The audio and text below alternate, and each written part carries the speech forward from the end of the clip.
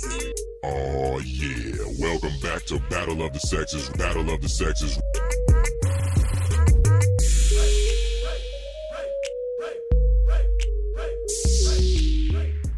Welcome to Break Time on Westside, your number one break time podcast show, coming to you from Nairobi, Kenya. The man is Denver B, and another Battle of the Sexes episode is here, my people. I have my issues with the way some people are conditioned, like children being conditioned from birth all the way till they go and have kids and they start conditioning them in a certain way. I'm usually down to, be taught all the good stuff that is required to, help us be people in life. Because that's what makes us better people in life. At least, if you don't become rebellious and do all sorts of wrong shit. But I have stumbled to some information that kind of made me feel a little differently about how some of these women been getting conditioned. So I happened to listen to a bit of the Expeditiously podcast, done and hosted by T.I. And he was having this interview with his wife, Tiny, aka Tamika Harris. And they were doing this whole thing where they were talking about, what is it that women look for in marriage? And she outrightly came out and when she was a teenager, she was actually called by the friend's mom, because for her, she had mixed race parents. They were dealing with interesting issues at the time, like racial issues. But, the friend's parent called her and her friend over and pretty much said that they should not get married for love. They should get married for security. I actually happen to have that tape here. Let me play that for you 1 second. Okay, so in your opinion, I'm sorry, you weren't finished. No, go ahead. No, I was going to say, but I think it's changed a little bit now. And that's what I was getting to. Because from then to now, why do you think people get married today? Well, I don't know, but I'm going to tell you, I would never forget that, when I was about 16, 15 years old. Okay. Aunt Joyce, Candy's mama, told me, do not marry for love. Marry for, what'd she say? Security? Security. What? Yeah, and I didn't understand that at the time, but I think she... You see, nobody had that conversation with me. See, me and this is the first thing, right? See, women are being trained and conditioned from children. You understand what I'm saying? This young lady said at 15 years old, an OG, you understand that? An OG gave her the game and say, listen here, young lady, you gonna fall in love, but forget that. You know what I'm saying? You marry for security and lifestyle and your way of living. That's what she said. How'd that work out for you? Now, I was blessed to be able to have both. All right, as you could have heard, it clearly states it. What I didn't put on the clip earlier on, it would have made it too long, was when T.I. first asked why they get married. And for Tiny, she said that, the day people actually used to get married for love. And, as much as she did admit that, she doesn't know why people do get married nowadays, she did say that when she started reproducing, which is in her teens, she was told to marry for security. But then again, after that, she did say that she managed to marry someone who gave both love and security, which was a plus side on her end. Now, I have a couple of issues with this. And not just the podcast is all right. Y'all can go listen to it. It's about 30 minutes, nothing too bad. Except probably your view after the interview. But that aside, though, we need to discuss this. Why the hell are people getting married right now? When you listen to a lot of people, they get married, a lot of ladies will kind of bring this whole thing, especially in the book. They'll talk about, how they want some rich guy to marry them so they don't really have to bother about working. Which, let's be honest, doesn't seem like such a bad thing. It doesn't seem like a bad thing for the shorty because, she get to sit back. She get to, enjoy life. Pretty much not having to work level. Which is probably the most ideal situation for a lot of us. We want to enjoy life. We want all the things we'd like to do during leisure time, but it's either we have the money but we don't have the time, or we have the time but we don't have the money. Well, that's unless, like sold, then, you probably have the time, probably have the money, but don't have the energy. So you think about it, for someone to get that, when they're in their 20s, it's a pretty amazing thing. And I'm going to admit at this point, I am not married, so probably I'm not frame of advice in terms of, marriage, but I will give you my 2 cents on all of this. Honestly, it kind of makes it like us niggas are being taken for a ride. Guys will go and will marry for love. Like, hell, I have seen niggas who have gone against their parents. They have gone against the whole bloody family, all because this guy is in love. This guy sees a future with this babe. This guy's babe is real. She won't double cross me. We'll make beautiful babies together. Like, this guy went in for love. And the dumbest thing about love is sometimes it tricks you into thinking that you're actually being logical about shit. Yet, in reality, sometimes you're not. So you're in this level, as a dude, you're looking for this right one to make your wife. You're looking for someone who's real, someone who can hold it down, whatever the hell that means. You're looking for someone who can handle her bail, because nowadays we like them independent women. And these shorties be looking for a nigga that can provide. These shorties be looking for a guy that can make the money to sustain not only himself, but sustain 2 people. Of which that 2 people is going to turn into 3 very quickly. Which is why, like, there's this whole rise of, if you ain't got money, then you ain't got shit type of behavior from and attitude from a lot of shorties. Like, I'm not saying this to spite anyone. I'm just saying that it's something that's been on the rise. Because a lot of times you hear shorties talking about how they don't want no broke nigga. But when you think about it, it's not like that is driving Range Rovers or the biggest shit. Fine, yes. Even to the ones that do have the affluent background, it's not like they'll go for a broke nigga. So when you look at it, even when you look at their parents' past, it's not like they started off with a lot of money. Very, very few families started off with a lot of money. That's discounting, royalty, first families, families of people who are top senior officials in the government at some point. Those ones you can see that they might have started with quite a bit of money. But still, there's a good chance that like 95% of your parents didn't exactly start with a lot of money. So why the hell are you looking for someone with a lot of money? And like shorty's constantly being preconditioned with this whole belief. Go look for someone that provide you security. And the problem is most of them pretty much just mean social security, not emotional security. Like I'm about to go deep on that subject. So at least I've informed I don't like going deep. Emotional security is, like that feeling of, like somebody's got you. Somebody won't play you with someone else. The chances of them cheating on you are minimal. The ability for them to go ahead and screw things up in the name of, bringing other women into the house and doing all sorts of stupid shit. Like them and the ability to hurt you by showing loyalty, betraying you, not treating you like the person you would want to be treated like in a loving, affectionate way is pretty much the basic form of emotional security. At least from what I read, or at least from what I've seen. So whenever they're being told, go for security, this whole bit of, even though you don't entirely have feelings for someone, if they've got you covered, then probably that means that you may not have to have feelings for them, but, they can probably grow with time. You can just marry this person. And, because it's 2019 and people have been playing away games for a minute, you can probably go and get some young dude to smash on the side.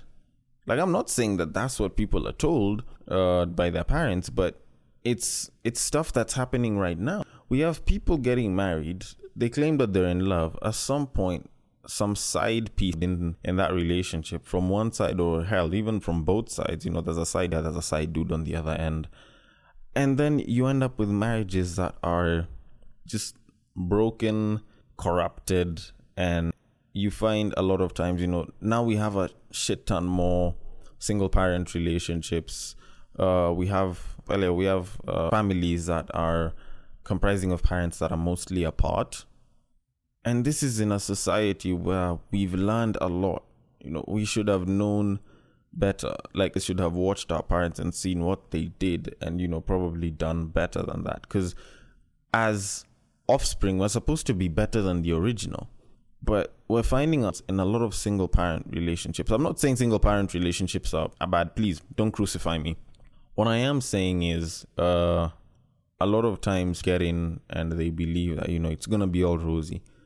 And nowadays, at least our parents are starting to tell us, it's not like it's always been rosy. It's not like the love feeling is always gonna, which probably does give a bit of validity to the whole, security bit. But the way I look at it, as men, what have you been programmed to look for in a woman?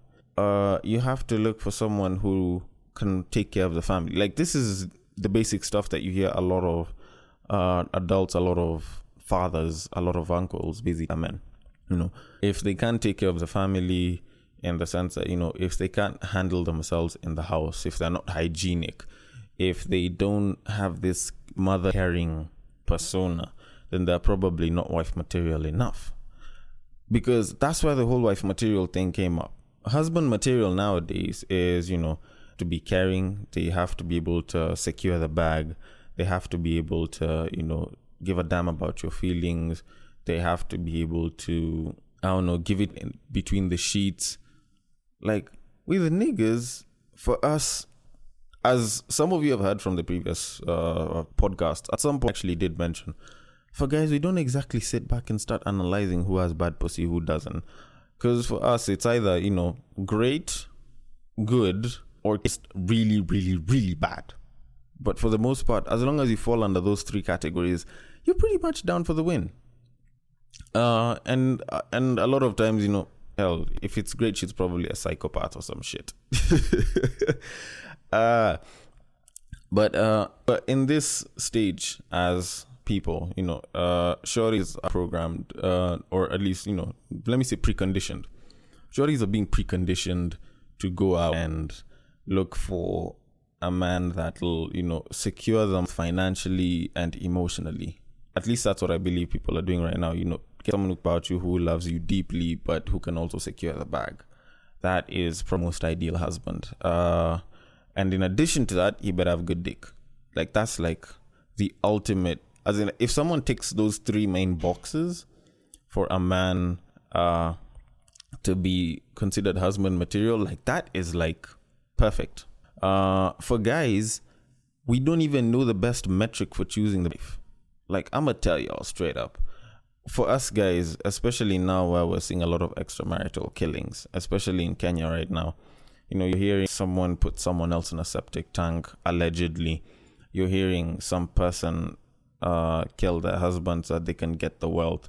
You're hearing about the divorce cases. I'm not even lying to you. The divorce cases are the biggest issue. Child support is a massive issue for the guy right now, which is why a lot of guys would rather put a baby and, take care of the baby from the sidelines rather than get married in this day and age. Not because they don't want commitment, but because we're afraid of stuff that comes with it. Because you can't entirely be sure if a shorty is being genuine with you nowadays. Shorty has been great at acting these past few years. You don't know if a babe is about to start on her quest to eat your, sweet and loving with you. Hell, she might even end up falling for it herself and actually caring about you. But at some point, you don't know if your shorty's gonna switch up on start seasoning you with food, and then you end up dying or probably finding some way of killing you and then taking your shit afterwards. Which is why people are told, write up a will or some shit. At the same time, you don't know if y'all are probably gonna start having fights within the marriage. Then she asks for a divorce. Like, you've spent like a majority part of your life, you've worked hard, you've missed holidays, you've sacrificed all for you to create, a good future for your family and your kids. Then, you get married, and then, out of your 4 cars, because of the divorce, your wife gets 2. Out of your 2 houses, your wife gets 1. From the money that you're making, she probably gets like half or some shit. And you're asking yourself, why should I get married right now? And I won't blame you. For me, to be very honest, fine, yes, I am pretty young. I just recently turned 23. So it's pretty hard for me to say, I'm going to get married at this and this age. Hell, I'm not even close to being ready to get married. Some of us need a whole phase. But you think about it. You actually do think about it and you ask yourself, what are the reasons for getting married? Fine, yes, you can do it for love. When the love's gone, what happens to you? Like, now aren't you suddenly at risk? Because if your babe starts plotting against you, like, we're in the most position, because it's not like guys do a lot of the cooking and the cleaning. Fine, yes, we should start taking it up, divide all the house stuff equally. But to this stage, and you're starting to contemplate marriage, and you have to ask yourself, and really, really ask, is this woman really put it all out for me? Like, will she actually love me to death, or will she love me till I'm broke? Will she love me till having fights? Will she love me till suddenly stops being convenient for her? Because right now we're in some age of convenience. It's at this stage where it's pretty hard to get married as a guy. Should you not get married? No. I do believe that the bond of marriage is one of the best and could possibly be, one of the strongest bonds that you can ever be a part of. And I believe people should get married. Married couples that stay married actually do tend to produce pretty good kids. When you have single parent relationships, when you have single parent families, it becomes a little bit harder to raise your kid because there's that level of desire for the alpha male or the female, in a sense, because they need someone to look up to. If you're a small boy, you're going to look forward to a certain man as, your blueprint for what a man should be. If you're a lady, you will look up to the type of lady that you would like to be. And the opposite kind of goes into even opposite sex-ish single parent families. So this child will also look up to you to see to see the best that they should get from a woman. And the same as with a man for a lady. That's actually where the big, alpha male thing tends to come in. That's where you see a lot of so-called daddy issues popping up. So I'm not saying that single parent families are bad in any way, shape, or form. I honestly believe that there's some that have actually succeeded and have brought out some of the best human beings on the planet. Ben Carson was from a single parent family, just to name a few, and he turned out pretty great. But being raised in a single parent family is just hard, not just on the parent but on the child as well, because you have to look for a much more external source of influence. So I believe that the bond of marriage is strong, it's necessary, and it's still something that's required in the community. But guys, we need to sit and we need to look at what exactly it is that we need as a people, what exactly we need to start looking for when chasing a wife. Because if shorties are being preconditioned for security over love right now, because I think that's still what they're being told to look for. It doesn't have to be financial security, because at least nowadays shorties are becoming a little more independent. But the fact that they're being told to look for stuff beyond love should give you a proper warning that stuff is not easy out here. And using love as a metric, even for you as a guy, is just not enough. Anyways, y'all need to get back to work. Always put that process in that progress, or be the prevention. It has been me, Sir Denver B. If you guys want to give me feedback, it is on Facebook at Breaktime on Westside, on Twitter on my own personal handle at BagakaTheD, and on Instagram it is on Breaktime_Westside. I will see you guys later.